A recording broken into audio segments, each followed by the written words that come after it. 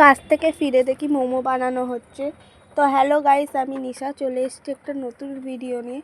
তো আজকে ছিল আমাদের মোমো ফিস্ট। তো কাজ থেকে এসে আমি দেখি ওখানে মোমো তৈরি অলরেডি শুরু হয়ে গেছে। তারপরে আমি ফ্রেশ হয়ে একটু চাউমিন খেয়ে তারপরে আমাকে বলেছিল দুটো ডিম নিয়ে যেতে, তো ডিম নিয়ে গেছিলাম। এখানে দেখি অর্ধেক মোমো স্টিম হয়ে গেছে, অর্ধেক মোমো স্টিম হচ্ছে আর অর্ধেক রাখা আছে, এখনও স্টিম করা হবে।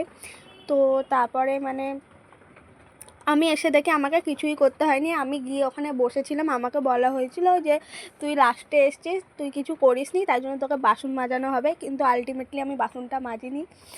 তো এখানেই মিলেন আমরা খুব মজা করছিলাম সবাই মিলে, এখানেই ইয়ার্কি ঠাট্টা করছিলাম।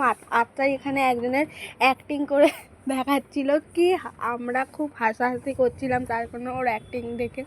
এখানে এটা হচ্ছে সাগর দাদা আর এটা হচ্ছে আমার দিদি। এখানে সবাই মিলে আমরা ভিডিও করছিলাম। আর এখানে দিদি বের করেছিল ফ্রিজ থেকে স্প্রাইটটা। তারপর অনেকক্ষণ পর আমরা খেতে বসেছিলাম। তো এখানে এটা হচ্ছে মোমোর স্যুপটা কিন্তু দারুণ খেতে হয়েছিল। আর তারপর ওখানে চাটনি ছিল আর আমরা এক্সট্রা রোলও বানিয়েছিলাম। তো এতই মোমো হয়ে গেছে, লাস্টে আমরা মোমোগুলো যারা আমাদের মধ্যে ছিল না, আমার দাদা আর আত্রের দাদাকে এক্সট্রা করে দিয়ে দেওয়া হয়েছে। আমরা আর খেতে পারিনি, যেহেতু অত আমরা খেতে পারি না। রোলও ছিল।